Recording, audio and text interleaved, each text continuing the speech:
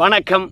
என்ன செய்தியை பார்க்க போகிறோன்னு கேட்டிங்கன்னா, ஆட்சி கவிழ்கிறது, அமைச்சர்கள் போர்க்கொடி. நீயும் தான் திமுக ஆட்சியிலேருந்து சொல்லிக்கிட்டே இருக்கிற, ஆட்சி கவிழப்போகுதுன்னு சொல்லிட்டு. திமுக ஆட்சி கவிழ்ந்த பாடு இல்லையே, கடைசியில் மக்கள் தானே தூக்கி எறிந்தார்கள் அப்படின்னு சொல்லிட்டு நீங்கள் நினைக்கலாம். இந்த ஆட்சியில் நடக்கக்கூடிய தவறுகளும், அமைச்சர்கள் திடீரென போர்க்கொடி உயர்த்துகின்ற போது அந்த போர்க்கொடியும், ஆட்சி கவிழ்கின்ற சூழ்நிலைக்கு போகின்ற போது அரசியல் தலைவர்கள் அதை சரி கட்டுவதையும் நாம் அவ்வப்போது பதிவு செய்து கொண்டே வரோம். ஒரு இடத்துல தவறு நடக்கின்ற போது அந்த தவறை அரசியல் தலைவர்கள் சரி செய்வது கிடையாது. யார் தவறை சொன்னானோ அவனை சரி கட்டி விடுவது. அதே மாதிரி தான் அதிருப்திகளை சரி செய்வது கிடையாது, அதிருப்தியாளர்களை சரி கட்டி விடுகின்றார்கள். அதனால தான் ஆட்சியானது 5 ஆண்டு காலம் ஓடுது. ஆனால் கடைசியில் மக்கள் அந்த அதிருப்தியை மனசில் வச்சுக்கிட்டு, தவறுகளை மனசில் வச்சுக்கிட்டு கடைசியில் ஆட்சி மாற்றத்தை ஏற்படுத்துகின்றார்கள். ஸோ இப்போ அரசாங்கத்தை பொறுத்த வரைக்கும் தன்னுடைய ஆட்சி அகன்று போவதற்கு கொஞ்சம் கொஞ்சமாக வழிவகுத்து கொண்டு வராங்க அப்படின்னு தான் இதனுடைய அர்த்தம். ஏன்னா அதிருப்திகளாக இருக்கலாம், அந்த அதிருப்தியை சரி செய்யணும். ஆனால் அதிருப்தியாளர்களை சரி செய்யக்கூடாது, தவறுகளை சரி செய்ய வேண்டும். ஆனால் தவறை சொன்னவனை சரி கட்டக்கூடாது. இப்படி தவேக அரசாங்கமும் திமுக போன்றே செயல்படுது என்ற விஷயத்தை தான் நான் சொல்ல வரேன். இப்போது எந்த 4 அமைச்சர்கள் தவேக அரசாங்கத்துக்கு எதிராக போர்க்கொடி உயர்த்திருக்கிறாங்க அப்படின்ற விஷயத்தையும் நம்ம பார்க்க போகிறோம். ரெண்டாவது, சமூக வலைதளத்தில் நீங்கள் விரும்பி பார்க்கக்கூடிய விஷயமானது நிறைய வரும். ஆனால் அதற்கு பின்னாடி இருக்கக்கூடிய அரசியலை பற்றி நாம் உடைச்சி பேச போகிறோம். அதனால் ஸ்கிப் பண்ணாமல் முழுமையாக பாருங்கள். ஆனால் அதுக்கு முன்பாக இது வரைக்கும் நம்ம சேனலை நீங்கள் சப்ஸ்கிரைப் பண்ணலைன்னா மறக்காமல் சப்ஸ்கிரைப் பண்ணிக்கிட்டு கொஞ்சம் சப்போர்ட் பண்ணுங்கள். தவேக அரசாங்கத்தில் 4 பேர் அமைச்சராக இருக்கிறாங்க. அவங்க யாருன்னு கேட்டிங்கன்னா, கூட்டணி கட்சியில் இருந்து அமைச்சரவையில் இடம்பெற்று இருக்கக்கூடியவங்க.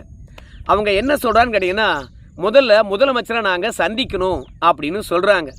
எதற்காக சந்திக்கணும் அப்படின்னு பார்க்கும்போது, அரசின் திட்டங்கள், ஒரு அரசாங்கமானது ஒரு திட்டத்தை வெளியிடுதுன்னு வச்சுங்களேன். ஒரு அமைச்சர் போயிட்டு எங்களுடைய துறையில் இந்த மாதிரி திட்டம் கொண்டு வந்தால் சரியாக இருக்கும் அப்படின்னு அமைச்சர் போய் முதலமைச்சர்கிட்ட சில விஷயங்களை சொல்லணும்னு ஆசைப்படுறார். ஆனால் அந்த திட்டம் தொடர்பாக முதலமைச்சர்கிட்ட எந்த ஒரு விஷயத்தையும் பகிர்ந்து கொள்ளவே முடியலையாம். இரண்டாவது, கொள்கை முடிவு. ஒரு அமைச்சர் இருக்கின்றார் என்றால் அந்த துறை சார்ந்த கொள்கை முடிவை முதலமைச்சரே எடுத்துடுறாராம். முதலமைச்சருடைய வழிகாட்டுதலின்படி அதிகாரிகளே எடுத்துடுறாங்களாம். அப்புறம் அமைச்சராக நாங்கள் என்னத்துக்கு அப்படின்னு கேள்வி எழுப்புகின்றார்கள். மூன்றாவது, அதிகாரிகளுடைய நியமனம். இந்த அதிகாரிகள் நியமனம் என்கின்ற போது அமைச்சர்கள் எல்லாருமே வேதனை அடைவாங்க. ஏன் தெரியுமா? ஒருத்தர் அமைச்சராக போட்டிங்க, அவங்களுக்கு ஏற்ற அதிகாரிகளை அவங்க தேர்வு செய்து கொள்ள வேண்டும். அப்போ தான் அந்த பணியானது சரியாக இருக்கும். எப்பவுமே சரி, ஒரு அமைச்சரை போட்டுட்டிங்கன்னா அவங்களுக்கு ஏற்ற டீமை அவங்க தான் பார்த்தீங்கன்னா கண்டறிவாங்க. அப்போ தான் அந்த அமைச்சகமானது சிறப்பாக செயல்படும். அதனால் இந்த அரசின் திட்டங்களாக இருக்கலாம், அரசின் கொள்கை முடிவுகளாக இருக்கலாம், இல்லை அதிகாரிகள் நியமனமாக இருக்கலாம், இவற்றை பற்றி முதலமைச்சர்கிட்ட பேசணும் அப்படின்றதுக்காக முதலமைச்சரை சந்திக்கணும் என்று நினைச்சாங்களாம். இதுவரைக்கும் முதலமைச்சரை சந்தித்ததே கிடையாதாம் இந்த கூட்டணி கட்சியில் இருக்கக்கூடிய 4 அமைச்சர்களும். யாரோ ஒரு அதிகாரியை போடுவாங்களாம், அவங்கள வச்சுக்கிட்டு நீங்கள் வேலை தான் பார்க்கணும் அப்படின்னு அழுத்தம் கொடுக்கின்றார்களாம். இப்படி ஒரு அழுத்தத்தின் காரணமாக ஒரு அமைச்சராக இருந்து வேலை பார்க்க முடியுமா? ஒட்டுமொத்த தமிழகத்திலும் திமுக அடையாளம் இருக்கக்கூடாது என்பதற்காக நல்ல அதிகாரிகளை கூட அதிரடியாக மாற்றி விடுகின்றார்களாம். அது துறை சார்ந்த விஷயங்களில் முடிவெடுக்கின்ற போதும் இல்லை செயலாக்கம் செய்கின்ற பொழுதும் அமைச்சர்களுக்கு பெரிய பின்னடைவை தருகின்றதாம்.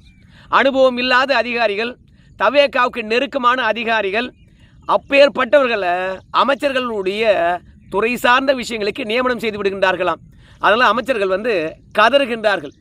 எப்படி கதறுகின்றார்கள் என்று பார்க்கும்போது, எங்களுக்கு மன உளைச்சலாக இருக்கிறது, இந்த அதிகாரி வச்சுக்கிட்டு நான் எப்படி வேலை பார்க்கறது, இந்த அதிகாரிக்கு தான் அனுபவமே இல்லையே, நான் என்ன பண்ணுறது அப்படின்னு கதறுகின்றார்கள், மன உளைச்சலில் இருக்கின்றார்கள். ரெண்டாவது, இந்த அதிகாரிக்கு அனுபவம் இல்லாத காரணத்தினால மக்கள் பிரச்சனை எது முக்கியமானது என்பது அடையாளம் காண முடியாமல் போயிடுதான். அமைச்சர்கள் எவ்வளோ சொல்லி பார்த்தும் சில திட்டங்களுக்கு அனுமதியே வழங்குவது கிடையாதாம். மக்கள் மன்றத்தில் போய் பதிலே சொல்ல முடியலையாம். ரெண்டாவது, அரசு மற்றும் அரசு அதிகார அமைப்பில் தவேகாரங்களே இடம்பெற்றிருக்கின்றார்களாம். கூட்டணி கட்சியில் அமைச்சராக இருக்கின்றோம், எங்கள் கட்சியை சார்ந்தவங்க யாராவது ஒருத்தர் அந்த அதிகார மற்றும் அரசு அமைப்பில் இருக்கலாம் என்று பார்த்தா கூட கிடையாது, நீ யாரையும் போட்டுறாது, நாங்களே போட்டுறோம் அப்படின்னு சொல்லிட்டு அவங்களே நியமனம் செய்து விடுகின்றார்களாம். அதனால் எங்கே போனாலும் சரி இந்த கூட்டணி கட்சியில் இருக்கக்கூடிய 4 அமைச்சர்களுக்கு அவமரியாதை தான் ஏற்படுகிறதாம். தங்களுடைய சுயமரியாதையை இழக்க வேண்டிய தருணமாக இருக்கிறதாம். அதனால் சுயமரியாதையை விட்டுட்டு நாங்கள் ஏன் அமைச்சராக இருக்கணும் அப்படின்ற கேள்வியை இந்த 4 அமைச்சர்களும் எழுப்பியிருக்கின்றார்கள். எங்கே? அந்த கட்சி தலைமை இடத்துல.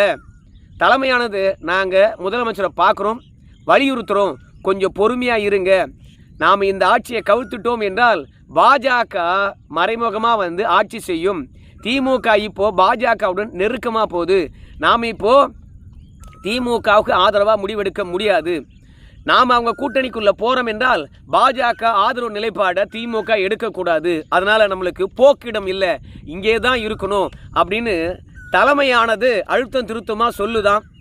ஆனால் அமைச்சர் பெருமக்களை பொறுத்த வரைக்கும் தொடக்கத்தில் இருந்த அனுசரணையானது இப்போ இல்லை. தயவு செய்து டார்ச்சர் பண்ணாதீங்க, ஒன்று தீர்க்கமாக முடிவெடுங்க, இந்த அமைச்சரை விட்டு வெளியேறோம், இல்லையா அமைச்சர்களை கலந்து ஆலோசித்து ஒரு முடிவெடுக்க சொல்லுங்கள், குறைந்தபட்சம் முதலமைச்சரை சந்திப்பதுக்காவது ஒரு வாய்ப்பை வாங்கி கொடுங்க. எதுவுமே இல்லாத பொழுது சரியான நிதி ஒதுக்குறது கிடையாது, ஒரு திட்டத்தை முழுமையாக நிறைவேற்ற முடியல, மக்களுக்கு கொடுத்த வாக்குறுதியை நிறைவேற்ற முடியல, மக்களை சந்திக்க முடியல, அமைச்சர்களுடைய சமுதாயம் சார்ந்த மக்களை சந்திக்க முடியல. ஸோ மொத்தமாக அதிகார மையமானது விஜய் இடத்திலேயே குவிக்கப்பட்டிருக்கிறதாம், அரசு அதிகாரிகளிடத்தில் குவிக்கப்பட்டிருக்கிறதாம். அதை விட விஜயை சுற்றி ஒரு 4 பேர் இருக்கின்றார்களாம், அவர்கள் மட்டுமே ஒட்டுமொத்த முடிவையும் எடுக்கின்றார்களாம். தமிழ்நாட்டினுடைய நிலவரம் என்ன என்பதை பற்றி உளவுத்துறை ரிப்போர்ட் கொடுத்தா அந்த ரிப்போர்ட்டு கூட முதலமைச்சர்கிட்ட போகிறது கிடையாதாம். விஜயை சுற்றி இருக்கக்கூடிய 4 பேர் தான் படிக்கின்றார்களாம். அதனால் இந்த 4 அமைச்சர்களும் கதறுகின்றார்கள். ஸோ இந்த 4 அமைச்சர்களும் வெளியேறிவிட வேண்டும் என்ற முடிவில் இருக்கிறாங்க. ஆனால் தலைமையானது சரியான இடம் இல்லை போகிறதுக்கு, அமைதியாக இருங்க என்று அமைதிப்படுத்தியிருக்கின்றார்களாம். சரி, இப்படி அதிருப்தியில் போய் கொண்டிருக்கின்ற இந்த ஆட்சி நீடிக்குமா என்று கேட்டால் ரங்கராஜ் பாண்டே சொல்கிறாரு, திமுக இந்த தவேக ஆட்சியானது 5 ஆண்டு காலம் ஒரு நிலையான ஆட்சியை கொடுத்துட்டாங்கன்னு வச்சுங்களேன், அதற்கு பிறகு எம்ஜிஆர் மாதிரி மீண்டும் இவங்களையே தேர்ந்தெடுப்பாங்க. எப்பவுமே சரி, புதுசாக ஒருத்தர் வராருன்னா மாற்றம் நல்லா தான் இருந்தது, ஆனால் அவங்களால நிலையான ஒரு ஆட்சியை தர முடியலையே, பெரும்பான்மை இல்லாத காரணத்தினால அந்த ஆட்சி தீர்க்கமான முடிவெடுக்க முடியலையே, அதனால தானே இந்த ஆட்சி பாதியிலேயே கலைந்தது. அனுபவம் இல்லை, இரண்டாவது அரசியல் களத்தில் என்ன செய்ய வேண்டும் என்ற விஷயங்கள் தெரியல, அதனால் அனுபவம் இல்லாதவர்களுக்கு நீங்கள் ஓட்டு போட்டுட்டீங்க, நிலையான ஆட்சி அதிமுக திமுக தான் தர முடியும் அப்படின்னு சொல்லிட்டு மக்கள்கிட்ட பிரச்சாரம் பண்ணுறதுக்காக இந்த ஆட்சியை ஓராண்டுக்குள்ளே கவிழ்ப்பாங்க, இல்லைனா 2 ஆண்டுக்குள்ளே நிச்சயமாக கவிழ்த்து விடுவார்கள். இப்படி கவிழ்க்கின்ற பொழுது அனுதாபலை ஏற்படுமா என்று கேட்டிங்கன்னா கிடையாது. அதற்கு பிறகு ஆளுநர் தான் ஆட்சி ஆளுவார். பார்த்தீங்களா, அனுபவம் இல்லாதவர்கிட்ட ஆட்சியை கொடுத்தீங்க, ஆளுநர் தான் ஆட்சி ஆளுறார் பாருங்க. மீண்டும் தவேகாவுக்கு ஓட்டா? நாங்கள் ஆட்சி ஆளுகின்ற போது ஆளுநர் தலையிட முடியுமா? எவ்வளோ எதிர்ப்பை தெரிவித்தோம் அப்படின்னு சொல்லிவிட்டு திமுக அதிமுக கட்டமைத்து தவேகாவை மீண்டும் வெற்றி பெற செய்ய முடியாத அளவுக்கு ஆக்கிடுவாங்களாம். அதுக்கு ரங்கராஜ் பாண்டே அவர்கள் ஒரு உதாரணத்தை சொல்கிறார். காங்கிரஸ் தொடர்ச்சியாக ஆட்சியை இழந்து கொண்டே வந்தது. அப்போது பிரதமர்கள் பார்த்தீங்கன்னா மாறி மாறி வந்தாங்க. எச் தேவகவுடா வந்தார், குஜரால் வந்தார். இப்படி ஒரு 5 ஆண்டில் 4 பிரதமர்களை பார்த்துடுச்சு இந்தியா. என்னடா இது, யாருமே சரியான ஆட்சி செய்யலையே அப்படின்னு நினச்ச மக்கள் மீண்டும் காங்கிரஸுக்கு நிலையான ஆட்சி தருவாங்கன்னு சொல்லிட்டு ஓட்டு போட்டாங்களாம். 10 ஆண்டு காலம் காங்கிரஸ் ஆனது ஆட்சி ஆண்டு தான். பாஜக நிலையான ஒரு ஆட்சியை கொடுத்ததுனால காங்கிரஸோட பாஜக தான் இன்னும் ஸ்திரமான ஆட்சியை தராங்க, தைரியமான ஆட்சியை தராங்கன்னு சொல்லிட்டு 3வது முறையாக தேர்ந்தெடுத்திருக்கின்றார்களாம். அதனால் இந்த ஆட்சி நிலை பெற்றுவிடக்கூடாது என்பதில் குறியாக இருக்கின்றார்களாம். அதாவது தவேகா நினைத்து பார்க்க முடியாத அளவு வரைக்கும் திமுக ஊடுருவி இருக்குதான் எம்எல்ஏ கிட்ட. அதனால் எப்போ வேண்டுமானாலும் இந்த பூகம்பானது வெடித்து கிளம்பலாம் அப்படின்னு ரங்கராஜ் பாண்டே அவர்கள் சொல்கிறாருங்க. ஸோ நாம் பொதுவாக பேசிட்டு போகலாம், ஆனால் ரங்கராஜ் பாண்டேவுக்கெல்லாம் ரொம்ப ரெஸ்பான்சிபிலிட்டி இருக்குது. அவரெல்லாம் சும்மானா வார்த்தை விட மாட்டார். அதனால் திமுக எது வரைக்கும் ஊடுருவ வேண்டுமோ அது வரைக்கும் ஊடுருவி விட்டது. ஆனால் எந்த தருணத்தில் எக்ஸ்போஸ் பண்ணணும் என்பது மட்டும்தான் வெயிட்டிங்.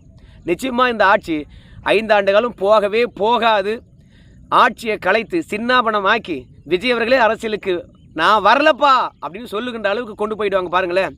ஏன்னா அதிமுக திமுகலாம் 24 மணி நேரம் ஆட்சி செய்து கொண்டே இருந்தவர்கள் அல்ல, ஆனால் 24 மணி நேரம் அரசியல் செய்து கொண்டே இருந்தவர்கள். விஜய் அவர்கள் அப்படி 24 மணி நேரம் அரசியலை சிந்திக்கக்கூடியவரா? இல்லவே இல்லை. அவர் முதலமைச்சராகவே வந்து டைம் போட்டு வேலை பார்க்குறவர். அதனால் திமுக அதிமுகவை கணிக்க முடியாது.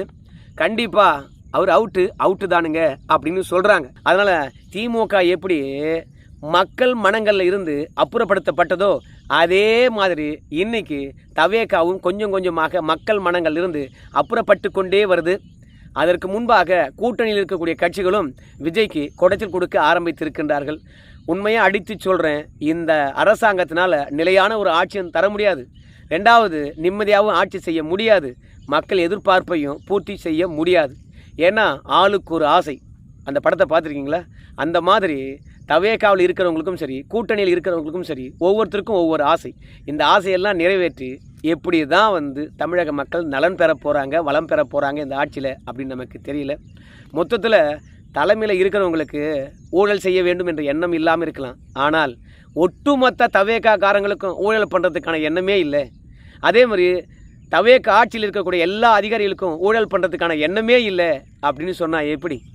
மக்கள் ஊழலால் ஊறி போயிருக்காங்க, ஓட்டுக்கு காசு வாங்கி பழகி போயிருக்கிறாங்க. அதோட இலவசங்களும் எதிர்பார்ப்புகளும் மக்கள்கிட்ட ஏகப்பட்டவை இருக்கிறது. அவற்றையெல்லாம் இந்த அரசாங்கம் எப்படி பூர்த்தி பண்ண போகுது அப்படின்றதான் பொறுத்து வந்து பார்க்கலாங்க. மீண்டும் இந்த ஆட்சி வராது. இவர் எம்ஜிஆரும் இல்லை என்பதை உணர்ந்து கொள்ளுங்கள். நன்றி.